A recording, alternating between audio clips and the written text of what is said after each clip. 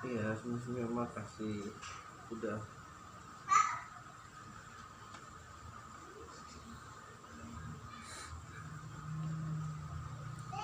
Saya cuma jadi nggak selesai.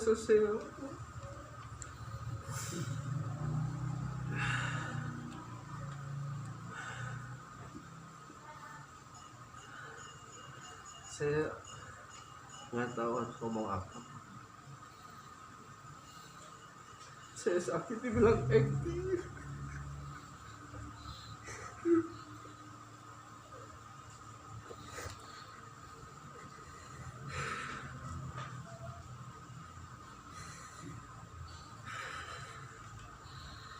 Tiga 13 tahun saya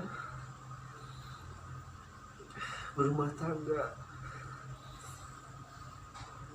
tapi saya nggak pernah membuka rumah tangga saya sedikit. Kalau saya dibilang apa juga, saya hanya bisa pasrah aja.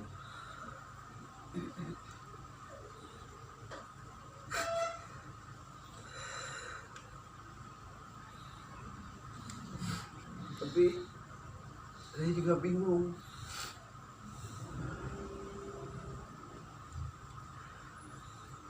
Kalau saya bicara atau saya menjawab apa yang sudah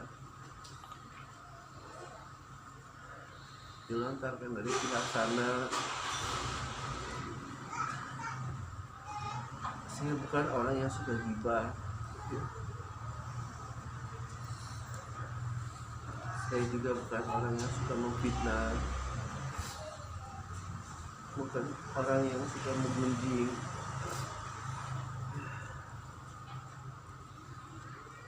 Saya insya Allah semuanya saya lakukan terus.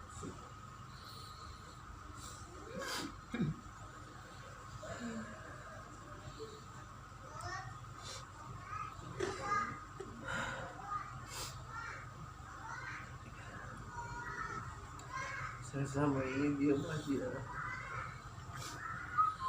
Saya di belakang pernah ngurus dia sakit.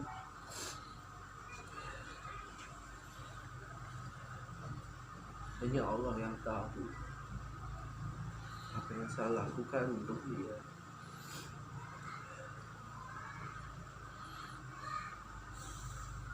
Tapi sejauh ini itikat baik dari Kak Anggi sendiri seperti apa sih terhadap kakak sendiri dan keluarga mungkin? Masih ada komunikasi atau sampai saat ini? Komunikasinya seperti apa? Ibu saya ada komunikasi. kasihan ibu saya ini. Ibu saya kalau dihina terus saya gak kuat.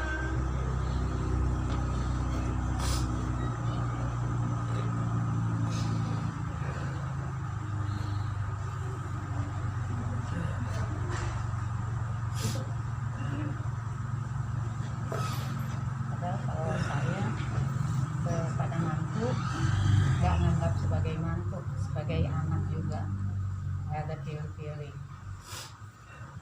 Waktu sakit, pertama sakit ya, saya sempat gotong dia, gotong dengan kakaknya yang namanya Indri. Itu pertama sekali. Dan waktu kejadian itu kalau nggak salah Agustus. Nah, kita terus jenguk terus ke sana. Ini juga ini pas saya yang tangannya menadah dan muntahnya dari akhir itu. Adik saya Ari juga, ya semua keluarga saya berbantulah. Termasuk waktu lagi kena COVID itu, sampai dokter bilang, Pak, pakai masker ya Pak. Istri bapak itu udah terpapar di UGD itu. Saya bilang, Pak dokter, ini istri saya dok. Saya buka masker saya cium dia. Saya bilang, kalau memang sudah kehendak Allah, saya harus kena COVID. saya ikhlas. Tapi Allah belum berkehendak waktu itu. Alhamdulillah saya. Tapi dokter takut. Bapak kenapa lepas masker Pak? Saya mau cium istri saya tanpa masker.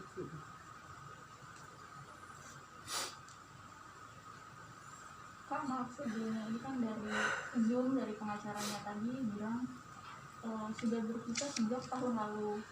Itu kalau misalnya boleh sedikit dijelaskan Pengacaranya itu tadinya bermusuhan sama Anggi. Waktu Anggi kena kasus malpraktek, saya menggunakan pengacara itu minta tolong sama saya, tolong Mas Ferry damaikan saya dengan Mbak Anggi. Sekarang dia yang mengurus perceraian saya. Saya tadi telepon pengacaranya, saya bilang, kamu itu sahabat saya, teman saya, apa cuma membela yang bayar? Saya bilang begitu. Dan Anggi itu bilang kalau misalnya mau bisa, mau baik-baik, mau itu, saya bilang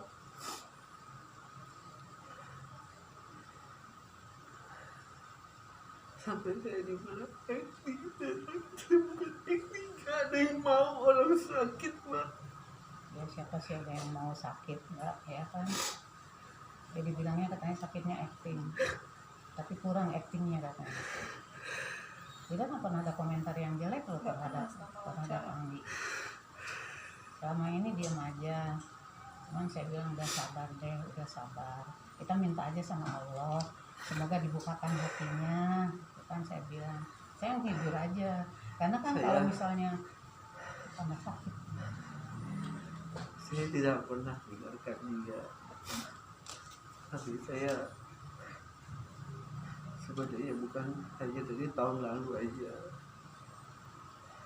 Adik saya juga Adi tahu. Saya sebenarnya udah seperti setrikaan bolak-balik sini. Cuma saya bingung.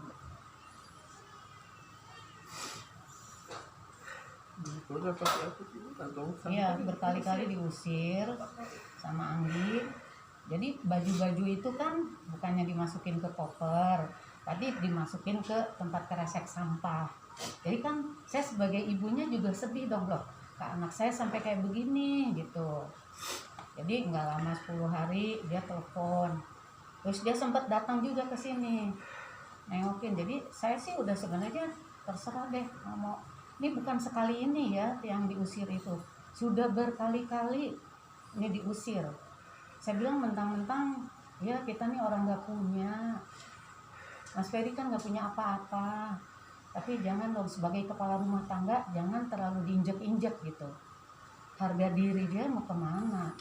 Makanya kemarin bukannya, aduh nggak tahu udah nggak bisa ngomong saya juga. Saya sih nggak mau jelek-jelekin lah. Intinya sih masalah rumah tangganya Mas Ferry, kita dari pihak keluarga tidak ada yang mau ikut campur ya. Sekarang ini kan kita kembalikan semua ke Mas Ferry-nya ya kan. Nah, pada akhirnya kan yang seperti saya sampaikan kemarin ya kan, biar nanti Mas Ferry-nya akan klarifikasi itu. Jadi saya juga dengar berita-berita yang tidak sebenarnya yang terjadi. Saya bilang kan saya tidak mau menyampaikan dulu ke Mas Ferry karena kan dengan kondisi yang saat ini yang masih tidak memungkinkan untuk berpikir berat gitu ya kan Mbak ya. Boleh nggak sih dan matiin dulu semua? Biasanya sampai ada dari awal perpisahan, triggernya gitu mungkin ada nggak trigger? keributan atau apa gitu. Karena kan Ada. kita tahu tahun lalu pernah aku juga wawancara Mas Ferry kan di respon Iya. waktu itu sedang ngurus sang istri yang Iya. sedang sakit. Lihat malam dari Angginya sendiri nggak ada yang mau Iya. nemenin. Nah. Padahal dia sempat sakit kan, saya bilang gantian deh yang jaga gitu.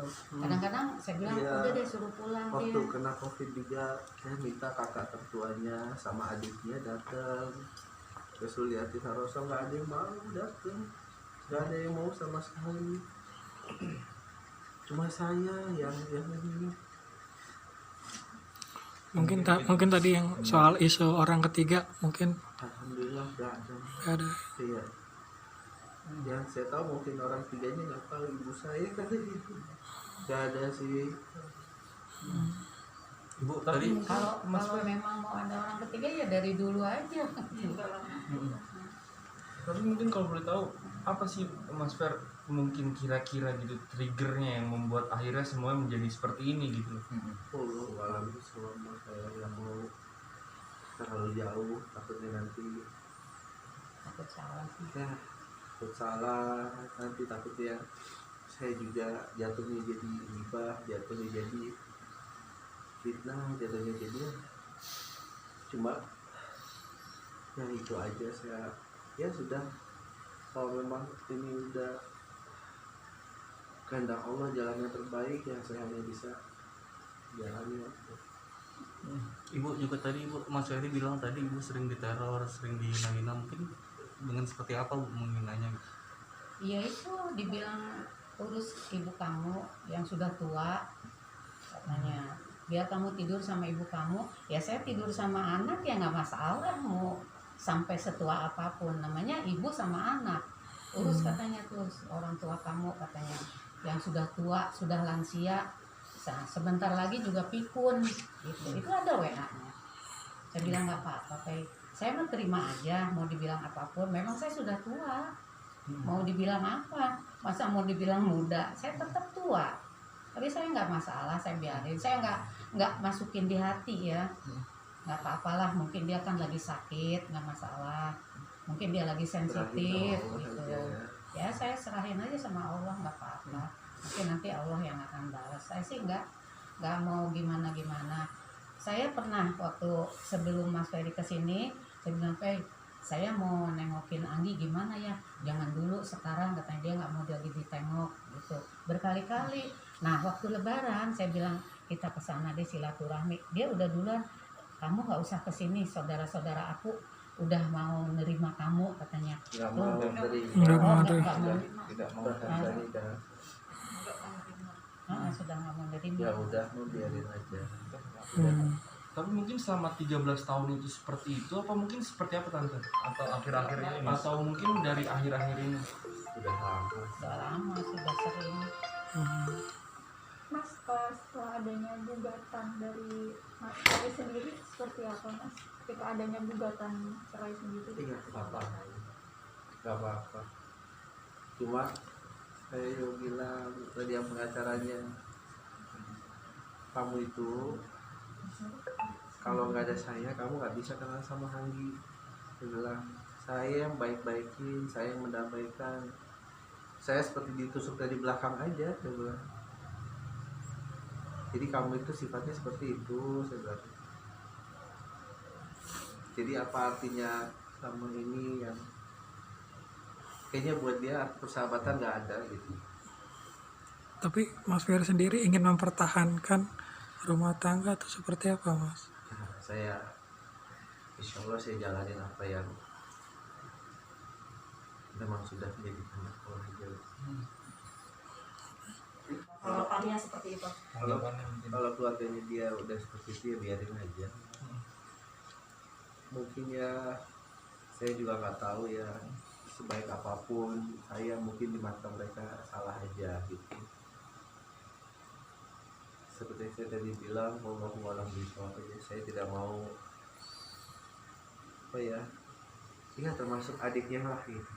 Adiknya itu punya urusan dulu ditipu sama orang, saya yang beresin masalahnya, ratusan juta saya yang cari kemana-mana, tapi nggak ada artinya buat mereka itu semua. Ya mungkin memang udah jalan hidup saya seperti ini, nggak apa-apa. Saya ditinggalkan sama orang, tapi insya Allah saya cuma minta satu, Allah tidak meninggalkan saya.